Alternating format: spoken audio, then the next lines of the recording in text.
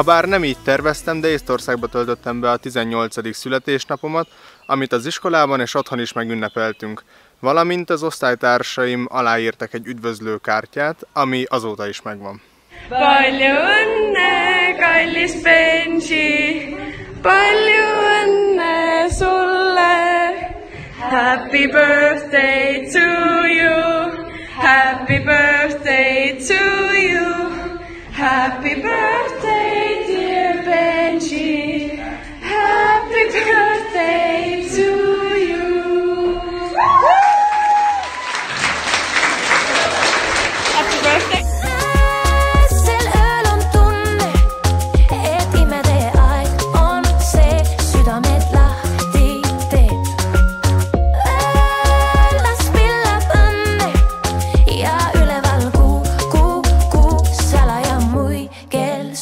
Az iskolánkban megtartották a tanárok napját, amikor a tanárok elmentek étterembe, illetve a végzősök, a 12-esek pedig kvízjátékot szerveztek nekik a délután folyamán, és ez alatt az idő alatt a többi gim is, tehát én is és az osztálytársam Cserediák is átvettük a tanárok szerepét, és megtartottuk a tanárok helyett az órákat a diákoknak, és sosem gondoltam volna, hogy majd pont én fogok angol tanítani, de hát minden megtörténhet.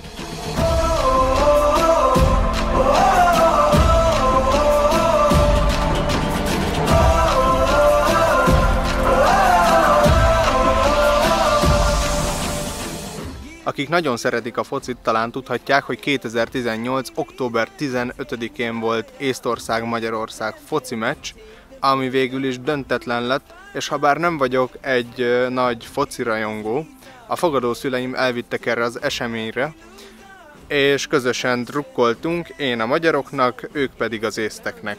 Habár csak 2 hónap telt el, nagyon vártam, hogy végre találkozzak magyar emberekkel is, és hát ez be is következett a foci meccs előtt és után is, amikor hallottam magyar káromkodást, és ez nagyon szívmelengető pillanat volt.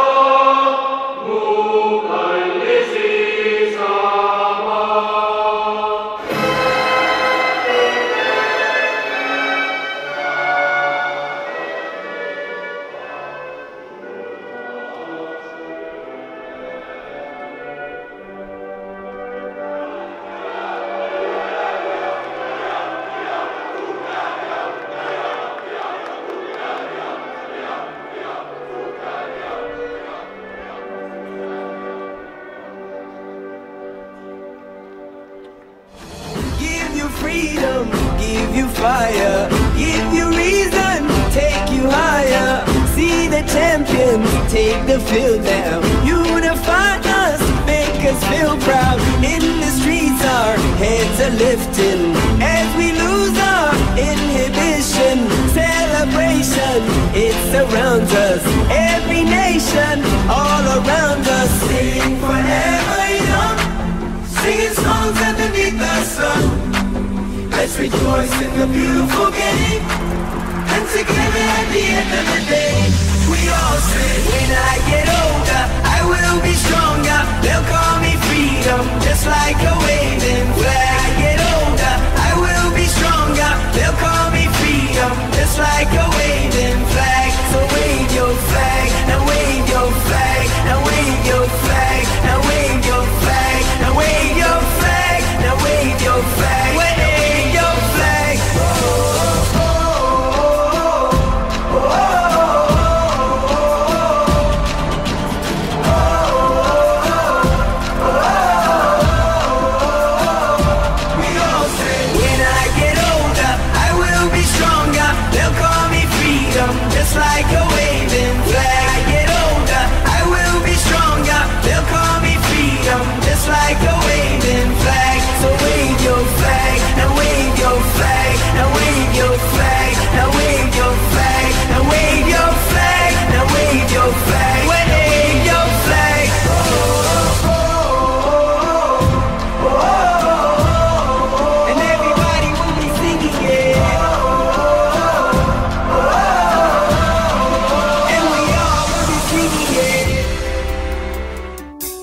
Šāros šilkinės juose rankas, jos lyg klajūnės naktį atves, vėliai man taip stokos tavo dainos.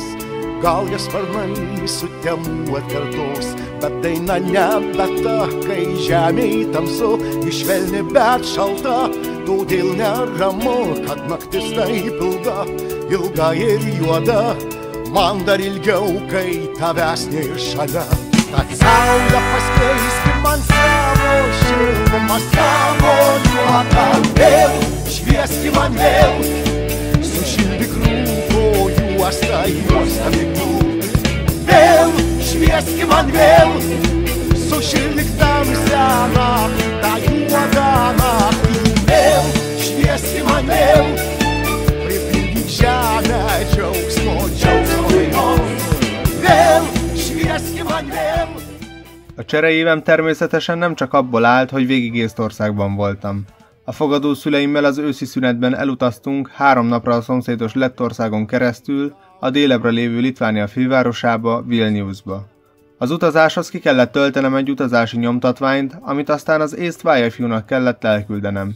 Mivel elerett az eső a délután folyamán, így elmentünk egy litván csodák palotájába, ahol mindenféle izgalmas illúzióval, fizikával kapcsolatos dolgot lehetett kipróbálni és megnézni.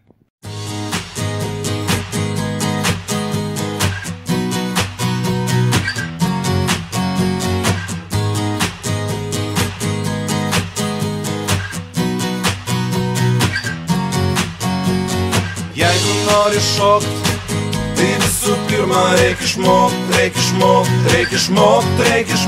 nestovėt vietoj, o paprasčiausia pajudėt.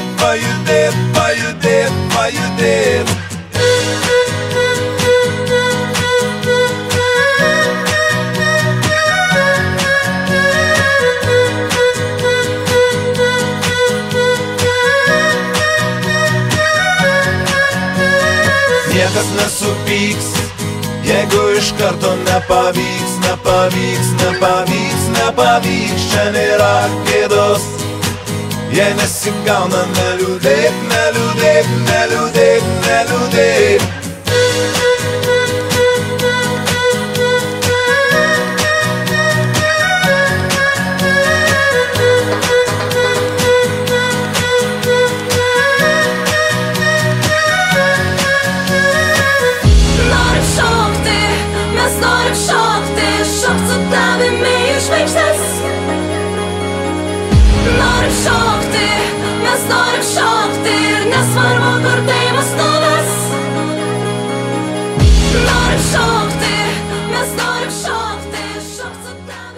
Másnap a fogadószüleimmel elmentünk a Trakai kastélyhoz, mely a Galvetu egyik szigetén található, a litván fővárostól 30 km-re nyugatra.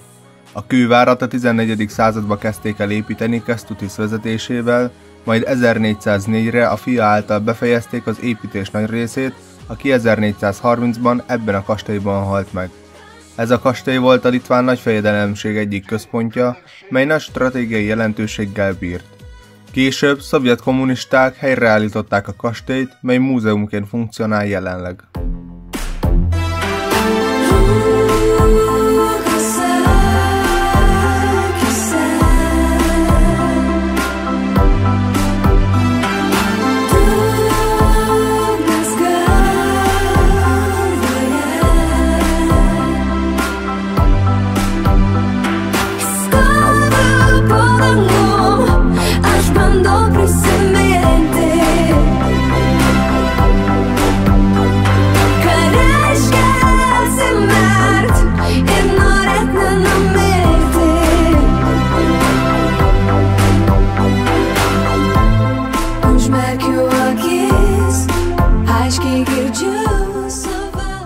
Természetesen nem maradhatott ki a vilniuszi városnézőkör sem, így amint jobbra fordult az idő, egyből bevetettük magunkat.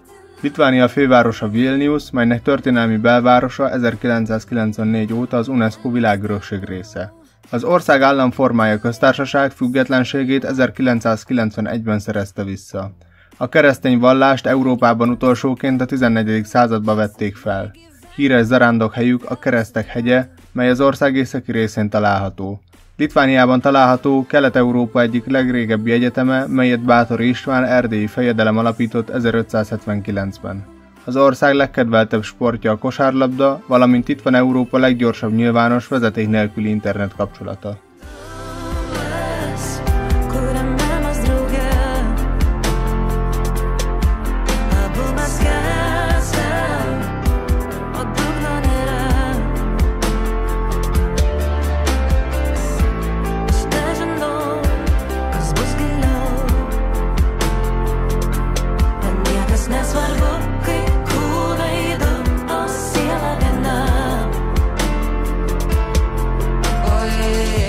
Darika es, mīli to, kas tu esi. Vienalga, ko domā citi, ko viņi dara, jo tas nav no svāra. Darika es, mīli to, kas tu esi. Vienalga, ko domā citi, ko viņi dara, jo tas nav no svāra. A harmadik nap reggel korán indultunk. Visszafelé úton megálltunk Lettország fővárosában, Rigában, hogy ott is körülnézzünk egy kicsit. A Lett köztársaság kétharmad akkora, mint Magyarország, azonban lakossága mindössze 1,9 millió fő. Fővárosa Riga, ahol 750 000-en élnek. Belvárosa szintén az UNESCO világörökség része. Függetlenségét 1990-ben szerezte vissza, majd a balti országokkal, Magyarországgal és több másik országgal együtt 2004-ben csatlakozott az Európai Unióhoz. Paceliet rokas gaisā un es jūs nokopēšu. Ja man kas dzīvē maisa, es ņemšu to remixēšu. Nevajag tukšu runu, bet paradīzu sēs. Jo notiks kā lēns. Un vienalga, ja kāds runā aiz manas muguras, tātad es esmu priekšā, bet viņi kaut kur aiz muguras. Ieskaties manās acīs, redzēsi tajās rakstīts, dzīve ir pārāk īs, lai nebūtu laimīgs. Mīli to, kas tu esi.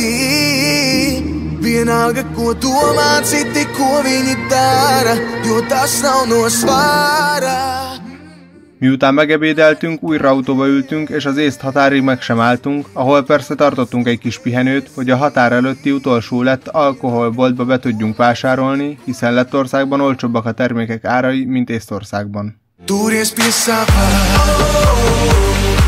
tu turies pie savā, tu turies pie savā.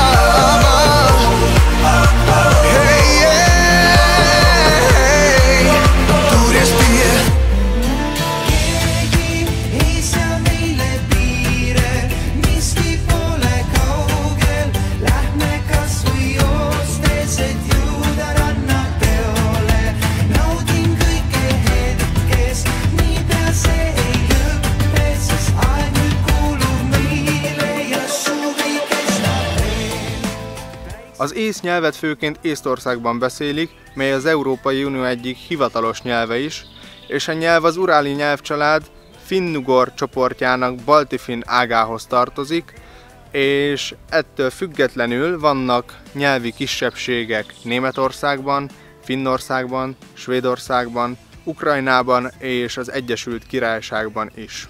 Az ész nyelv hasonló a finnhez, ezért kölcsönösen megértik egymást, és ez így volt ez akkor is, amikor Észtország megszállás alatt volt, 1991 előtt, és az északon élő észtek tudták fogni a finn műsorokat, és ezáltal tudtak tájékozódni és informálódni a finn sugárzásból, tévé, illetve rádióadásból.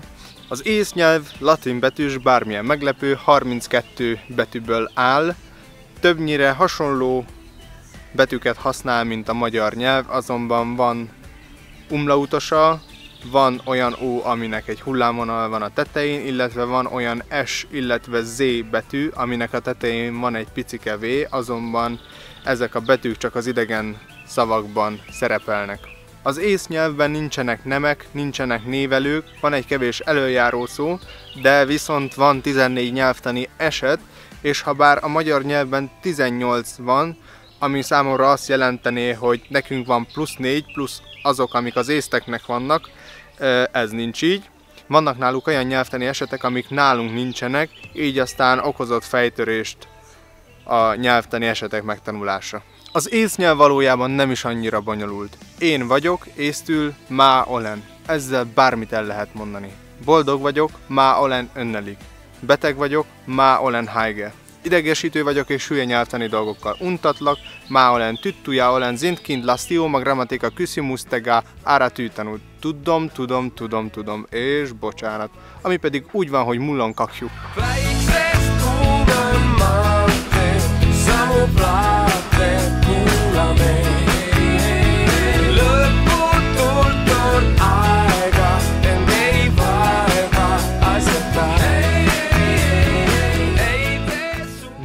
Nagyon-nagyon sok ember nem ismeri az észzászlót, ezen pedig fel vagyok háborodva, ugyanis ez az egyik legkönnyebben megjegyezhető zászló.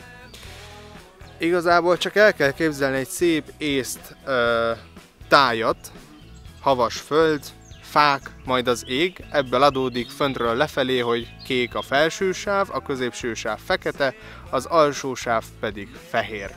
A zászlónak a kék része az ősi szabadságot és a tengert, valamint az eget szimbolizálja. A fekete az elveszett függetlenséget, a fehér pedig a világosabb jövőt szimbolizálja, és remélem ezentúl mindenki tudja, hogy néz ki az észzászló. Elég csak egy szép tájra gondolni.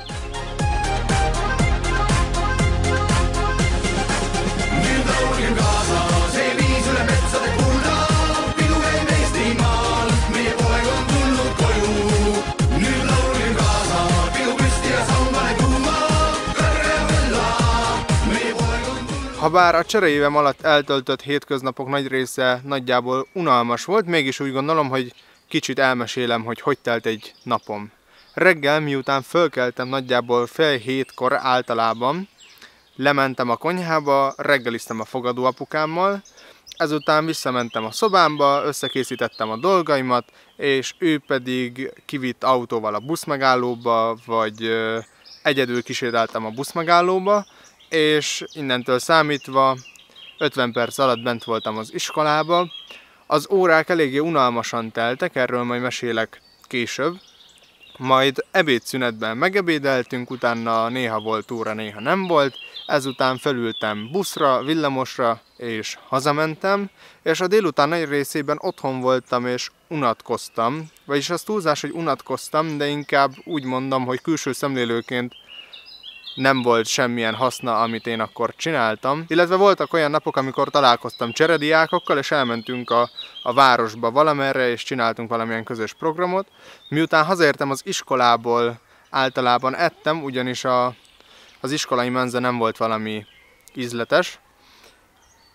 Illetve én megszoktam itthon, hogy napi 3-szor étkezek legalább, így a vacsora sem maradhatott ki, amit a fogadó szüleim néha szóvá tettek, hogy miért teszek ennyiszer, és én ezt mondjuk sosem értettem, hiszen szerintem ez az egészséges. Minden esetre ők nem ettek vacsorára olyan nagy mennyiségben, illetve nem mindig ettek, és ebből volt néha kisebb félreértés, de miután megvacsoráztam, visszamentem a szobámba, ezután fürödtem, és aztán pedig mentem aludni.